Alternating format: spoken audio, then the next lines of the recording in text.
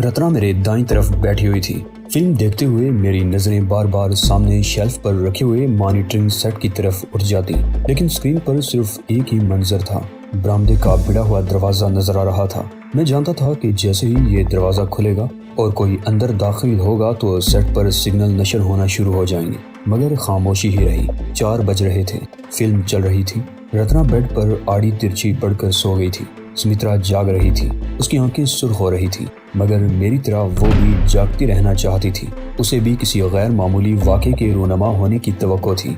रात का आखिरी पहर भी अपने इख्तिताम की तरफ रेंग रहा था। वक्त की रफ्तार जैसे थम गई। एक एक लम्हा सदियां बनकर बीत रहा था। मुझे कमरे में बैठे बैठे घुटन सी महसूस होने लगी। मैं उठकर नशिस्त गाह में आ गया और एक खिड़की का पर्दा सरका दिया। बाहर धुंधला सा उजाला फैलने लगा था। मैं दरवाज़ा खोलकर बाहर आ गया और बरामदे में रखी हुई एक गर्द आलूद कुर्सी पर बैठ गया। यहाँ से मैं दूसरे बंगले के गेट पर भी निगाह रख सकता था। ताज़ा और ठंडी हवा बड़ी भली लग रही थी। कुछ देर तक तो मैं मौसम की खुशगवारियत से लुत्फ अंदोज होता रहा, फिर मेरे आसाब मजमल होने लगे। रात भर का जागा हुआ था, आंखों में शदीद जलन हो रही थी। आंखें खुली रखने की कोशिश के बावजूद नींद के झोंके तपकियां दे रहे थे। मेरे लिए वहां बैठे रहना नामुमकिन हो गया और मैं उठकर अंदर आ गया। फिल्म खत्म हो चुकी थी, या वैसे ही टीवी बंद कर दिया गया था। सुमित्रा भी रत्ना के करीब आड़ी तिरछी सो रही थी। बेड पर अगरचे बहुत जगह थी, मगर मैंने वहां लेटना मुनासिब नहीं समझा और दीवार के करीब पड़े हुए कोच पर लेट गया। मैंने आखिरी बार मॉनिटरिंग सेट की तरफ देखा और फिर मेरी आंखें बंद होती चली गईं। मेरी आंख खुली तो उस वक्त 11 बज रहे थे। सुमित्रा और रत्ना अब भी गहरी नींद सो रही थी। मेरी नींद पूरी नहीं हुई थी। दिमाग में सनसनाहट सी हो रही थी, लेकिन मैंने उस वक्त उठ जाना ही मुनासिब समझा। सबसे पहले नज़र मॉनिटरिंग सेट की तरफ ही उठी, मगर वहाँ एक ही मंजर और खामोशी थी। मैं कोच से उठकर बाथरूम में घुस गया और कपड़े उतारकर शावर के नीचे खड़ा हो गया। ठंडे यख पानी ने जिस्म पर कपकपी सी तारी कर दी, लेकिन इसका ये फ़ायदा ज़रूर हुआ कि मेरी सारी सुस्ती और काहली दूर हो गई। मैं बाथरूम से निकला तो वो दोनों अब भी सो रही थी। मैं किचन में आ गया और मतलूबा चीज़ें तलाश करके चाय बनाने लगा। मैं चाय लेकर बरामदे में कुर्सी पर बैठ गया। ये बंगला चूंकि पहाड़ी के दामन में था, इसलिए सड़क से किसी कदर बुलंदी पर था। यहाँ से सड़क भी साफ नजर आ रही थी। इक्का दुक्का गाड़ियाँ आती हुई दिखाई दे रही थी। मैं कुर्सी पर इस तरह बैठा था कि सड़क की तरफ से अगर मुझे कोई देख भी ले तो उसे मेरा चेहरा नजर ना आ सके। बीरू वाले बंगले का बरामदा भी वहाँ से साफ नजर आ रहा था। पोर्च में सफ़ेद टोयोटा खड़ी थी। किसी जीरो की मौजूदगी के आसार दिखाई नहीं दे रहे थे और मुझे इस बात पर हैरत भी थी कि बेला ने अभी तक कोई कार्रवाई क्यों नहीं की थी। कहीं ऐसा तो नहीं कि वो अब भी पहाड़ियों में कहीं बेहोश पड़ी हो। गुज़श्ता रात उसकी हालत वाकई नागुफ्ताबा थी। उसने शदीद ज़ख्मी हालत में इतनी ज़्यादा भाग दौड़ तो करनी थी, मगर आखिर में उसकी हिम्मत जवाब दे गई और कहीं गिरकर बेहोश हो गई हो। यह भी मुमकिन था कि वो किसी तरह अपने किसी महफूज ठिकाने पर पहुंच गई हो और किसी और को नागराज के अंत के बारे में बता दिया हो, मगर बीरू के इस बंगले के बारे में कुछ ना बताया हो। नागराज और उसका पूरा रैकेट खत्म हो चुका था। बीरू के बंगले में करोड़ों की दौलत थी और किसी को इसमें हिस्सेदार बनाने की जरूरत नहीं थी। ये बात दिल को लगती थी। हो सकता है बेला ने यही सोचा हो और अब वो इस बंगले पर कब्जा करने के लिए किसी मुनासिब वक्त का इंतजार कर रही हो। रात को अपनी हालत के पेश नज़र उसे मौका नहीं मिला। आज दिन में या रात को कोई कार्रवाई करे।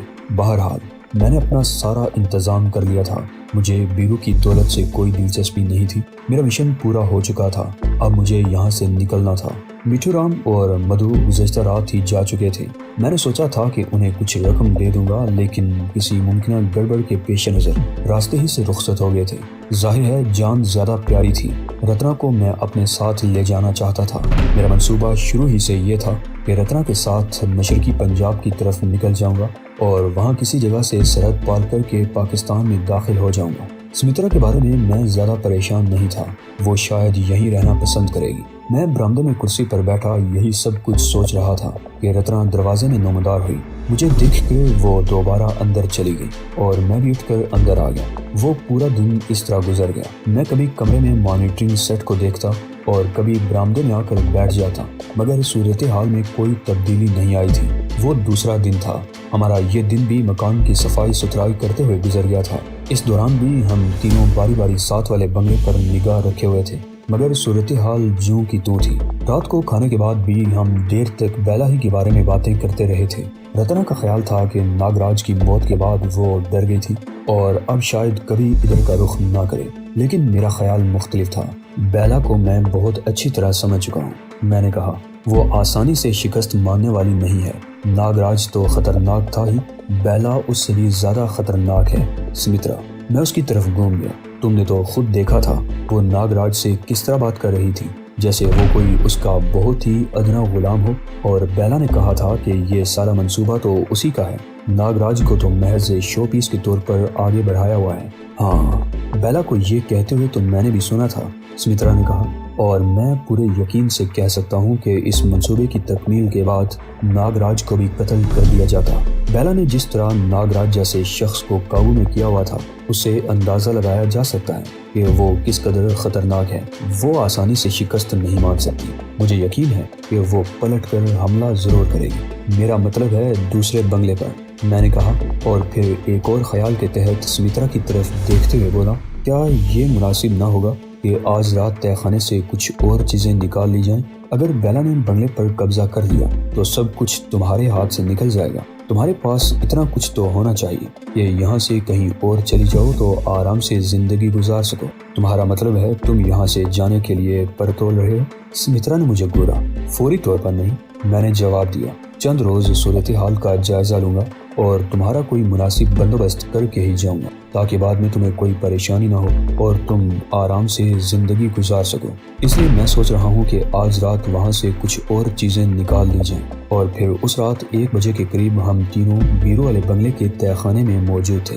سمترا نے سوئچ بورڈ کا کور ہٹا کر اس کمرے کے سامنے کی دیوار بھی ہٹا دی۔ میں نے نقد رقم ایک بڑے تھیلے میں بھر لی۔ سمترا اور رتنا اپنے لیے زیورات چانٹنے لگی۔ ایک سے ایک بڑھ کر قیمتی زیورات موجود تھے اور شاید ان کے لیے انتخاب مشکل ہو رہا تھا۔ بہرحال انہوں نے بھی ایک تھیلے میں اچھے خاصے زیورات بھر لیے۔ تقریباً 1.5 گھنٹے بعد ہم وہاں سے واپس لوٹے تھے۔ وہ رقم میں نے ایک الماری میں رکھ دی۔ زیورات میں سے صرف 2 سیٹ رتنا نے اپنے پاس رکھے اور باقی سمترا کے حوالے کر دیے۔ سمترا نے اپنی پسند سے ایک خوبصورت نیکلس زبردستی اسے دے دیا۔ میں دل ہی دل میں مسکرا رہا تھا۔ زیور عورت کی سب سے بڑی کمزوری ہوتی ہے، اور یہاں یہ دونوں خواتین بڑی فراخ دلی کا مظاہرہ کر رہی تھی۔ اس کی وجہ شاید یہ تھی کہ یہ مال مفت کا تھا اور یہاں اس کی کمی بھی نہیں تھی۔ وہ رات بھی خیریت سے گزر گئی۔ ہم باہر کے حالات سے بالکل بے خبر تھے۔ 3 دن ہو چکے تھے اور میرے لیے باہر کے حالات جاننا بہت ضروری تھا، اور پھر اس روز میں نے باہر نکلنے کا فیصلہ کر لیا۔ سمترا اور رتنا کو پتہ چلا تو وہ دونوں بھی تیار ہو گئی، اور پھر یہ پروگرام بنا کہ وہ دونوں الگ جائیں گی اور میں الگ، لیکن ہم لوگ ایک دوسرے سے دور نہیں رہیں گے۔ سمترا اور رتنا نے راجستھانی لباس پہنا اور چہروں پر اس قدر گونڈا میک اپ کیا تھا کہ ان کے حلیے بگڑ کر رہ گئے تھے۔ انہیں دیکھ کر لگتا تھا جیسے وہ کسی نہایت پسماندہ گاؤں سے آئی ہوں۔ میں نے اپنے لیے ایک ہندو سادھو کا گیٹ اپ پسند کیا تھا۔ ویسے بھی اب مجھے پہچاننے والا کوئی نہیں رہا تھا، صرف ایک بیلا تھی، اور ظاہر ہے وہ میری تلاش میں سڑکوں پر نہیں پھر رہی ہوگی۔ سادھو کے گیٹ اپ میں میرا حلیہ اور بھی بگڑ گیا تھا۔ شام کا اندھیرا پھیلنے کے تھوڑی ہی دیر بعد ہم بنگلے سے نکل گئے۔ ہم تینوں کے پاس پستول موجود تھے جو لباس میں چھپا رکھے تھے۔ بنگلے کی چابیاں سمترا نے اپنے پلو سے باندھ لی تھی۔ گیٹ سے نکلتے ہی میں ایک طرف اندھیرے میں کھڑا ہو گیا، اور جب وہ تقریباً 100 گز آگے نکل گئی تو میں بھی رام رام جپتا ہوا ان کے پیچھے چل پڑا۔ سالار بازار سب سے زیادہ قریب تھا۔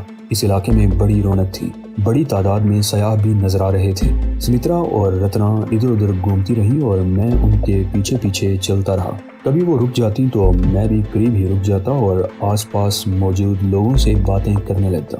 ہمیں مختلف شاپنگ ایریاز میں گھومتے ہوئے 2 گھنٹے گزر گئے۔ سمترا نے ایک حلوائی کی دکان سے کچھ مٹھائی اور پکوڑے وغیرہ خریدے اور دور ہٹ کر فٹ پاتھ پر بیٹھ کر کھانے لگی۔ میں بھی ان کے قریب ہی رک گیا اور بھکاریوں کی طرح ہاتھ پھیلا دیا۔ ان دونوں نے ناگوار سی نگاہوں سے میری طرف دیکھا۔ سمترا نے 2 جلیبیاں اور 3-4 پکوڑے میرے ہاتھ پر رکھ دیے اور میں اسے دعائیں دیتا ہوا قریب ہی بیٹھ گیا۔ کوئی زیادہ گڑبڑ نہیں ہے، سمترا نے سرگوشیانہ لہجے میں اس طرح کہا جیسے وہ رتنا سے کچھ کہہ رہی ہو۔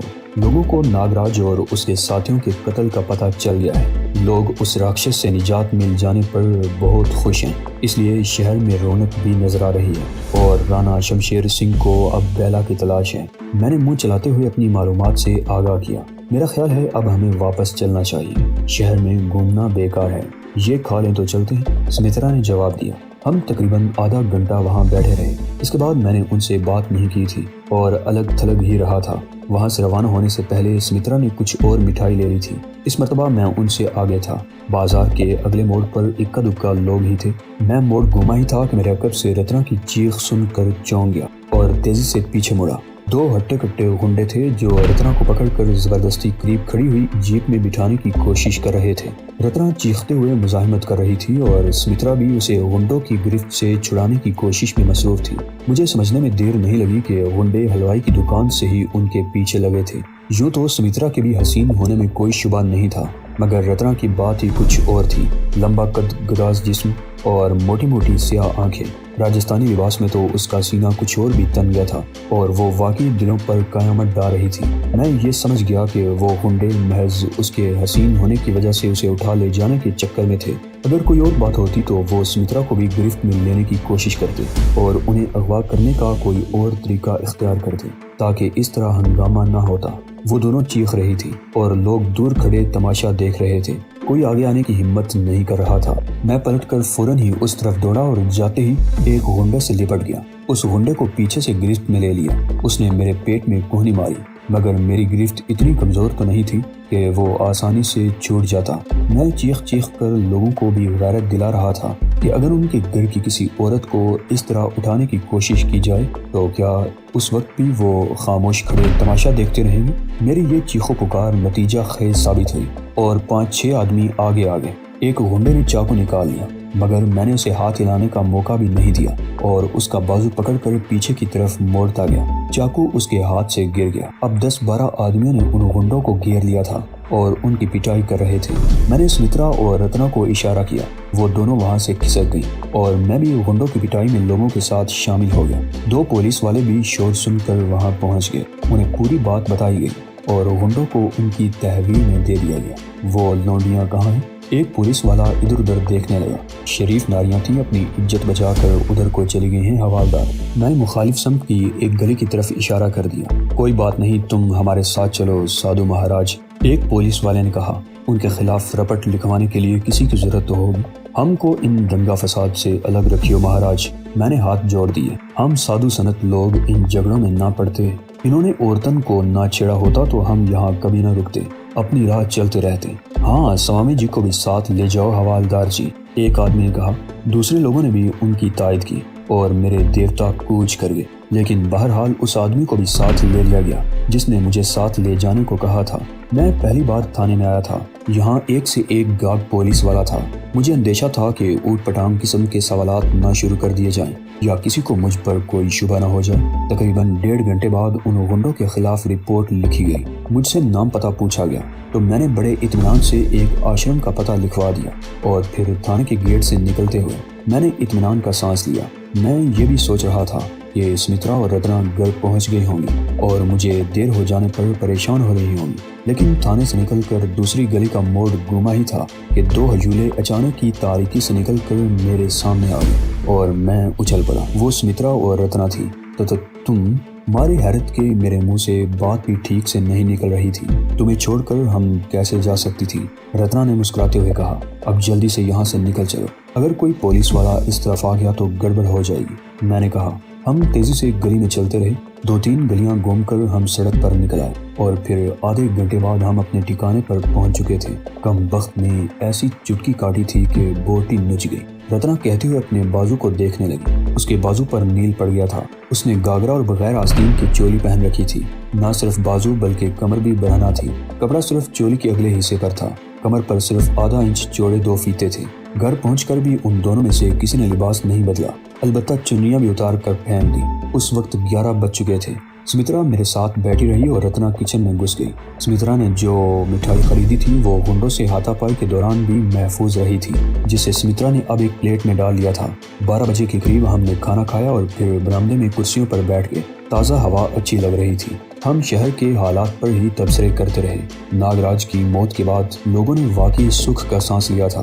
لوگ تو یہی سمجھتے رہے تھے کہ وہ ایک غنڈہ اور بدماش تھا، جس نے شہر والوں کا جیون دو بر کر رکھا تھا اور اس کی موت پر انہوں نے سکھ کا سانس لیا تھا، لیکن اندر کی کہانی انہیں معلوم نہیں تھی۔ انہیں کیا معلوم کہ ناگراج کی موت سے ان کی سرکار کو کتنا ناقابل تلافی نقصان پہنچا تھا۔